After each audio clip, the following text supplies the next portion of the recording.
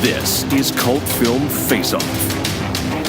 Hello and welcome to episode 70 of Cult Film Face Off. My name is Chet Rogers. With me as usual is Nick Leonard. Cheers, biggers. This episode we're going to be looking at the second most beloved time travel comedy series of all time, Bill and Ted's Excellent Adventure versus... Oh, Go on. what's your first? Well, no, it's everyone's first. Go on. Time travel comedies? Quantum Leap. You know what I'm talking about, right? Doctor Who. Back to the Future. Back to the Future, yeah. Bill and Ted's Excellent Adventure and Bill and Ted's Bogus Journey. Thank you, incidentally, to Andrew198205 on Twitter, and also apologies to Andrew198205 on Twitter, because what was originally suggested to us was Bill and Ted's Excellent Adventure versus Wayne's World. When we got that suggestion, we thought that's a great excuse to do Bill and Ted's Bogus Journey versus Wayne's World 2. But then we thought, this is going to be a whitewash in both cases. We both thought there's no point because Bill and Ted win outright every time. So we decided to do Bogus Journey versus Excellent Adventure. And in 2 weeks' time, our next episode will be Wayne's World versus Wayne's World 2. However, over the last couple of weeks, I've been asking random people, Bill and Ted or Wayne's World? The number of people who said Wayne's World unequivocally, and I said, you remember Bill and Ted, right? Keanu Reeves, and they were like, yeah, Wayne's World. I was like, so the amount of people that thought that Wayne's World is a whitewash completely. I think the reason for that being is that there was just so much hype around Wayne's World. They were getting interviewed on every single British television show. They would just promote the shit out of it. But why would people think that that's a... Anyway, we're getting ahead of ourselves. Basically, at the end of the next episode, the end of the Wayne's World episode, we will rank the films where we think they are in order, our order of preference. Before watching these films again for this podcast, I would have said it was Bogus Journey, Excellent Adventure, Wayne's World, and then Wayne's World 2. What would you have said before? I would have said it instinctively. I would have said Bogus Journey, Excellent Adventure, Wayne's World 2, and then Wayne's World. Okay, all right, so fairly similar. But we'll find out whether our opinions have changed at the end of the next episode. Okay, well, anyway, we will start off this episode with the first film to introduce us to Bill and Ted. Bill and Ted's Excellent Adventure from 1989, directed by Stephen Herrick. On the cusp of failing their high school history class, two budding rock musicians named Bill and Ted are visited from the future by a man named Rufus, who insists that acing their history report is more important than they can possibly imagine. Bill and Ted's Excellent Adventure. Now, a motion picture so grand, so magnificent, and so vast, it spans 7,000 years. No way! Yes way! But it starts with Bill. I'm Bill S. Preston! Who was Joan of Arc? And Ted. Noah's wife? We're in danger of flunking most heinously tomorrow. A force from the future. Can we go anywhere we want at any time? You can do anything you want. Is putting history at their fingertips. Let's reach out and touch someone. They're traveling through time. How's it going, Royal Ugly Dudes? Put them in the Iron Maiden. Excellent! Execute them. Bogus! How's it going, dude? And they're making a big impression. Historical babes. Now they're home. Everybody get together, remember who your buddy is. To trash the 20th century. We got a live one here. Keanu Reeves, Alex Winter, Napoleon. We're from history. Billy the Kid. Oh my God! Joan of Arc. Sigmund Freud. Tell me about your mother. You a musician? Beethoven. Genghis Khan! Abraham Lincoln. Party on, dudes! Socrates. George Carlin. We're history. If you guys are really us, what number are we thinking of? 69, dudes! Bill and Ted's Excellent! Excellent! Excellent Adventure. Party on, dude. Okay, Bill and Ted's Excellent Adventure. I assume you have seen this before? I have seen it before, yes. On the big screen? Never on the big screen, no. Right, okay. Home video. TV. Did I rent it? I must have rented it. And subsequently saw it on television afterwards. It was a regular fixture on Sunday nights, I seem to remember. Okay. I don't know. In my head, Yeah. It was on Sunday nights, I watched it. I haven't seen it for 20 plus years. Same here. But I didn't see it at the cinema. It came out at an age where if it was a PG, I would go and see it. But for some reason, I think I saw Bill and Ted and assumed that there was prior knowledge needed. I didn't know who Bill and Ted were. But I rented it on video. I mean, double digits. Wow. Rented it plenty. Wow. And so, yeah, I loved the film. It was, yeah. Absolutely loved it. You loved it back then, obviously, as well. Yeah, I liked it. I didn't love it. Oh, you didn't love it? Okay. No. It was, I was thinking about this. I was thinking, it was all right. Yeah. I liked it. Okay. It was never one of those comedies that I religiously watched on repeat, like I would with the Naked Gun films, Right, sure. like I did with Monty Python films. I never did that with Bill and Ted. Okay, I mean, I would have been 8 or 9, so it was perfect. It was perfect fodder for that age. But I mean, so watching it now in 2019, what did you think? What a quaint feeling film. It's charmingly innocent. There's no drugs. There's no sex. There's no violence. It's engaging, and I didn't find it particularly funny then. I didn't find it particularly now. It's just very endearing. I really appreciated watching it now, what a good screenplay actually is. It's a terrific script. Anchored by two immensely likeable leads. Totally. The historical performances, some of them are especially on point. I mean, anything with Socrates and Beethoven is proper gags. I loved Socrates and Billy the Kid attempting to chat up girls in the mall. Brilliant.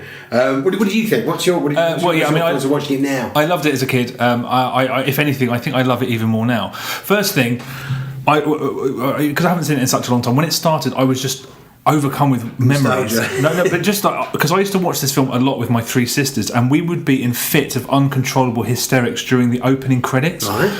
It's a CGI thing of a diamond moving towards a clock, and has this. I think it's because it's so dramatic. It has this kind of I don't know what you'd call it, like funk rock, really moody music. Yeah. It seems so serious and out of whack. It's completely incongruous. We used to find it hysterically funny that something starts that seems to be that dramatic. In praising this film, you have to start with the acting, because I think the acting does. I mean, the script is absolutely superb, I think, but the acting, it's an ensemble cast. Everyone's on the same page, and it's just so rare to see. I couldn't really fault anyone. I thought actually Napoleon was unbelievably good.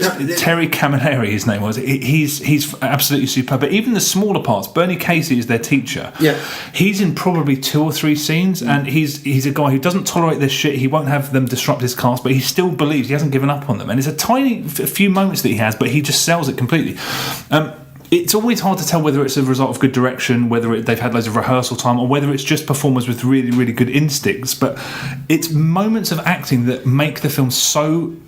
You get invested in it, and it's so pleasurable to watch. So there's little bits like Napoleon stomping his feet when he gets dragged off the water slide, or Beethoven just trying to get his head around where the music's coming from the keyboard. There's this tiny, silly, really obvious bit where a cop's interviewing Sigmund Freud, and he's like, "Tell me about your mother," it's such a simple and obvious joke, but it's so well sold by the performers. And Abe Lincoln's really good as well. It's just really so well played. There's a bit where Ted's dad, he's arguing with Bill's dad on their way into the auditorium at the end, and he does this sort of weird mental tap dance of fury in this argument. I don't know what you call that. It's inspired. And it's such a pleasure to watch. And I know it's a good film because there are so many things that I think about where I think, I'd watch that film. I'd watch a film about how Socrates and Billy the Kid got into the position as those executioners. I'd watch that play out. I'd watch Bill and Ted go around planting stuff in the past when they towards the end. I'd watch the historical figures get dropped off back. Who was grateful for the journey? Who didn't want to go? There's just so much. I think I enjoyed being with those characters so much that I just started thinking about other. I could watch other films with just them getting paired off. I mean, it's just this, and I think that's a lot to do with the acting. It all really comes together in the mall scene. The 20-minute mall scene is just brilliant. It's intercut really well. Every one of those characters relating to modern day, whether it's Joan of Arc taking over the fitness classes to everybody, or Genghis Khan destroying a sports store. It's just done so well. It's just a brilliant piece of. It's brilliant editing. It's good. It's great gags. Beethoven learning his way around all the fucking keyboards and everything. It's just a brilliant, standout, timeless piece of film comedy, and I appreciated it way more now than I actually did as a kid. Yeah, I mean, I still don't think it's an amazing comedy. It's not. It's not. But there's not enough gags in there. I think that's true, but writing stupid dialogue that's funny is an art form. I remember growing up in the 90s, walking around Blockbuster, every other video was two fucking idiots fuck up, and you just watch these films, and them being stupid is not funny. What about Biodome, Paulie Shaw? I still have never seen that.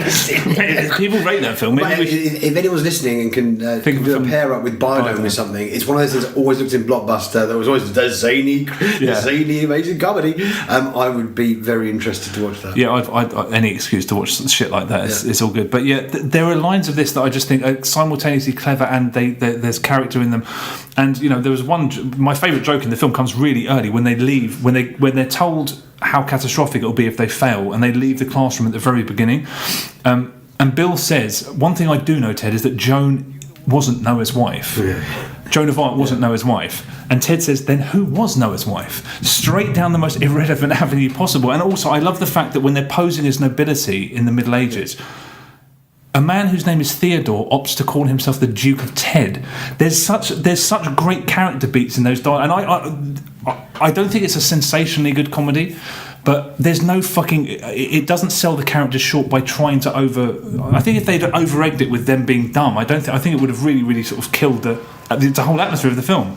My favourite line in the film was, I don't know, is he a younger brother of one of the characters that they're playing baseball, and he's talking about Napoleon being one of the greatest leaders of our time. He went, he was a dick. He was a dick. He cracked me up. Most of it's smirky. It's smirky dialogue. There's no real belly laughs to be had here. I mean, the lines that I said earlier really did make me laugh. But yeah, I know I do agree with you. It's I think its brilliance as a script is not. I think part of the brilliance of it is that it doesn't overrate the comedy. But when people talk about this as an all-time great comedy, I do wonder what they mean, really. Yeah. The scene when they start realising that they can mess with the timeline, when they're planting things in the police station. When I was a kid, that was nirvana, because every time travel movie there's a dark side. There's all these rules. Don't fuck with anything. And they would just say, and I was just like, this is just like so pleasurable to watch them just say fuck all that stuff. We're just going to start messing with stuff. No dire consequences. Really funny, really clever. That was still enjoyable to watch. I mean, as a kid, I remember just thinking, I was just so excited by it. But it's an excellent concept for a film. It's an excellent script. It has excellent performances by almost everyone. I think it's an excellent film. Yeah, I mean, they really do bounce off each other. Alex Winter and Keanu Reeves obviously having a really good time in those characters. Yeah. And you enjoy being with those characters. Mm-hmm. And even when it wasn't being overtly funny, there was things in it that amused me as a kid, and they amused me now. I do think it's amusing. It's not a thigh slapper or anything, but the way that Billy the Kid just was nonplussed from the beginning. He was just like, "Yeah, fine. This is something that's happening." He didn't question anything. He probably would. It's an adventure. He probably would, wouldn't he? It's like, yeah, this is fine. I always found that amusing.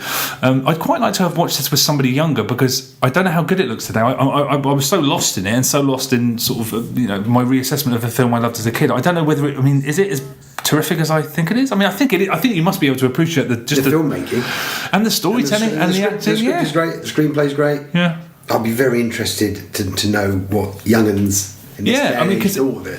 I felt like this stands up exceptionally well.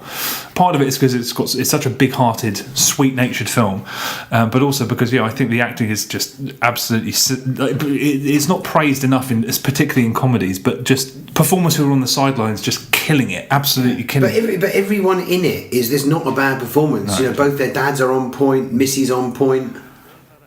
And if you want to see the ultimate cinematic conundrum involving Missy, check our YouTube channel, Ultimate Film Conundrums or something, Bill and Ted's Adventure. Check that out. I loved watching this again. Loved it. I think it's a terrific film. Yeah, that was great seeing it. Yep, so should we go on to the sequel? Yes, let's go on to the sequel. 2 years later in 1991, Bill and Ted's Bogus Journey, directed by Peter Hewitt. After being murdered by a pair of robot doppelgangers sent from the future by a villain named Denominus, Bill and Ted are forced to compete with Death himself in order to return to the land of the living and once again reset the course of history. Bill and Ted's Bogus Journey. I have a feeling we're about to embark upon a most unprecedented expedition. Once they made history. I must see to it that you die. Now they are history. Bill and Ted are dead. Welcome to hell. It's the Grim Reaper, dude. How's it hanging, Death? But they're having one hell of a time. This is not what I expected this place to look like at all. We got totally lied to by our album covers, man. Taking in the sights. Not bad, dude. We totally knew a guy got one of those in his bucket of chicken. Making new friends. Excuse us, dude, but is there any way we can get back? You may challenge me to a contest. J7. You have sunk my battleship. Excellent! Best 2 out of 3. What? Enjoying the family. No way! Invading the present. I totally possessed my dad. Battling the future. You're metal, dude. Excuse us, but your shoes are untied.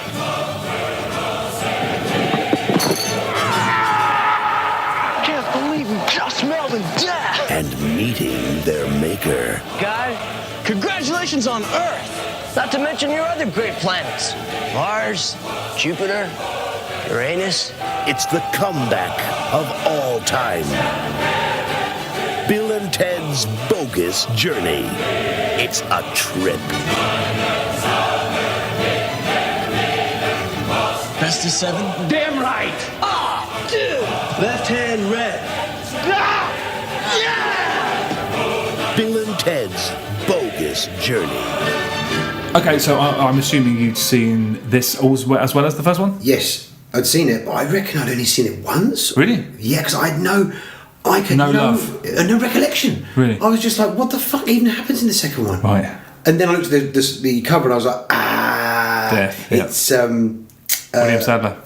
Sadler is the Grim Reaper. Mm-hmm. Then it started coming back to me, but I couldn't remember about the robots. So I obviously had watched the original way more than Bill and Ted's Bogus Journey. Right. What about yourself? I saw it at the cinema. A friend and I, when I was 10, 11, we watched Excellent Adventure the night before. He stayed at my place, and then we went to the cinema and saw the matinee of Bogus Journey. And I walked out absolutely convinced, 100% this was better than Excellent Adventure. 100%. I was ecstatically happy with it when I saw it at the cinema. And then I rented it plenty afterwards when it came out. So it was I probably loved it as much, if not more, than Excellent Adventure back in the day. Yeah, I mean, I laughed way more at Did you Bogus really? Journey. Yeah, way more. It ramps everything up. It's more surreal, it's more opulent, it's more exciting, it's more imaginative, and it's one of those instances where I think it usurps the original. Yeah, that's what I felt at the time. Watching it this time, alarm bells started ringing pretty much immediately because is it Jim Martin, the guy from Faith No More who appears at the beginning? I think it was Jim Martin. I can't remember. He comes out of the phone box and says station, and I was like, oh no, I forgot fucking station, the ultimate Deus Ex Machina. They need to solve a problem, so they go and get these aliens to go and solve the problems for them. It suddenly came flooding back to me. Whoa, that's suddenly, back in the day, didn't mind. Yeah. Now I just thought, oh god, that's really lame, and I hadn't even got to that part of the film yet. It's very inventive. It's quite well plotted, but I think you can really compare these two films to the first two Back to the Future films, because when I saw Back to the Future 2, I was like, forget about the first one. This is so much better. Yeah. Watching it when you're older, you miss the heart, you miss the humour, and that's the same way I feel about the sequels here. I really missed the heart, and I didn't find it as amusing as the first one. And it certainly didn't have the heart and the charm of Excellent Adventure, but William Sadler, when it came out, he was everyone's favourite thing about it, and that's the same. He steals the show. He steals the show. Yeah. He's awesome. He never goes hammy, and so much comedy is derived from just his embarrassment and self-consciousness. Yeah, I know. He is. I mean, he's one of the most unsung actors. We've spoken about him multiple times. But his scenes, I mean, especially when he goes on the mic at the end, they reminded me of the first film, because you just think, it's like a fantasy. What would Death say if he was on the mic at a rock concert? But he is spectacular in this film. He really is excellent, and he's the best thing in it. I think it's a good sequel, but I do wonder if maybe I would have been more. It's interesting that you don't really recall it, because I watched this plenty when I was a kid. If I hadn't seen it so much, would I be more forgiving of the things that... Yeah, I was kind of like, it's almost revelatory. I was like, my God, I was really... I mean, whether it's to do with kind of like seeing the first one in quick succession to the second one and again being warmed up to that world. Maybe. But I just got loads of enjoyment out of it. I mean, I love the scene where Bill and Ted possess Ted's dad and one of the police officers. Right, it's just brilliant. Yeah. It's done very well. It's technically done well. It's just funny. Missy breaking the heart of Bill's dad. He's I thought that was so hard. I was like, that's really snide. I thought she was quite I mean, I know they made out that she slept around when she was at high school. I think anyone who looks at her, she's like, but I was just she's just horn on legs. But it was just like, Bill's dad's fucked up. And that made me laugh. That was fucked up. It was just dark. It made me laugh. And then at the end it says Missy marries Denominus at the end, and I was just like, whoa. Yeah. She's the fucking town bike. It was quite unkind to her, I thought. But then again, maybe they kind of insinuated that as much in the first one, so maybe that's just me. It was just for me. It was just peppered with really funny scenes. I mean, having William Sadler as the Grim Reaper shopping for scythes at the hardware store, or just being a really bad loser at Clue and Battleships. I mean, it was just brilliant. It was just gag. The gag hit rate was just so much higher, and that's what I wanted. Also, the set design was fantastic. Mm-hmm. Some of the costumes as well. I love how the Vision of Hell is like an Iron Maiden fucking album cover. Yeah. I mean, there's lots to like in this film. I think this might be, if anything, I think I saw this more than Excellent Adventure, and probably I saw it more recently. But I did think the heart of the original was missing, and I did actually find the original film funnier. But then again, I'd seen this so many times, and when I was in the cinema watching them play Battleships with Death and him just not being able to hack losing, I remember just thinking this is spectacular. I thought it was a bit of a sick joke how it ends, where they do their gig at the end at Battle of the Bands, and they play Kiss over the top of it and it's kind of implied that they're playing that song. You don't want to be playing Kiss. No, that would lead to the end of the world. That would be. they start playing a song by the worst band who've ever existed. Yeah. Horrific. I was like, what? Kiss? No, I don't remember this. No, you can't, because it kind of they kind of sync it up so it looks like they're playing the song and it's one of their songs. Damnation. Exactly. That's what we'd all be in hell if that was the future. But great cameo from Pamela Greer. Yeah, looking like $1 million. Yeah, really. Yeah, and she's very, very, very good. I mean, Joss Acton's good as well. It's another one of those really another one of those films. Great ensemble cast. You can't really fault the performers. No doubt. I liked it. It just left me a bit cold, whereas I felt warm and fuzzy watching Excellent Adventure, and I did laugh more at it. Yeah, I mean, my go-to would be Bogus Journey. Really? Yeah. This is difficult because there's no way I'm going with Bogus Journey. I have to go with Excellent Adventure. Shit. Yeah, I'm not budging. Oh, fuck. Okay. It looks like we're going to our adjudicator, the Ostinator. I hope he knows what's up, but... hey, I think the track record is that we should have a little tally, actually. I think Ostinator results. I'm pretty sure I'm ahead, because he went with Halloween 2 and he went with the most recent one we did, which was the Corman film. No, he didn't. Sorry, I lost that one.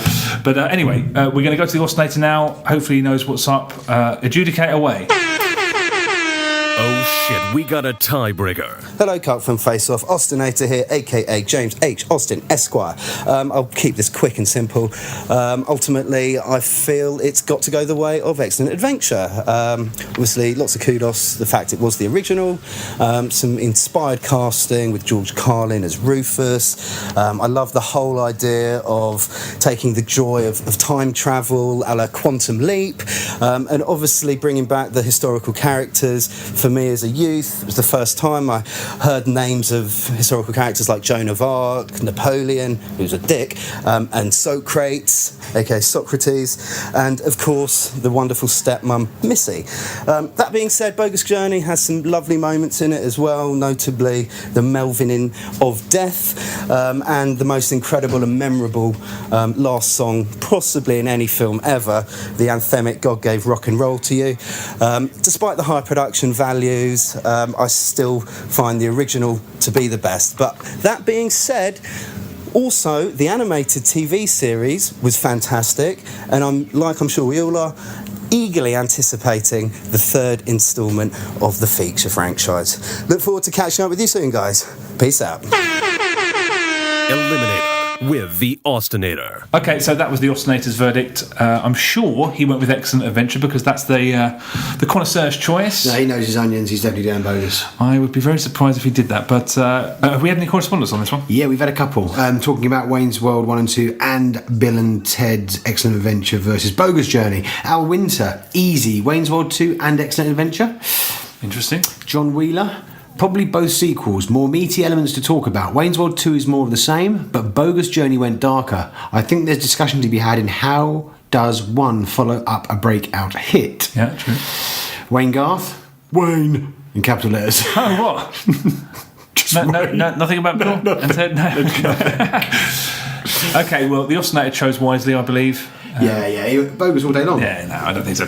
But anyway, thank you very much for listening. We'll be back in a couple of weeks with our verdicts on Wayne's World and Wayne's World 2, and then we'll put all 4 of the films in order and for a definitive countdown list. Hopefully we don't need to go to the alternator again. But we'll be back in a couple of weeks. Thank you very much for listening. Check out all of our Twitter, Facebook, all that crap. We'll see you again. Ciao, guys. Goodbye.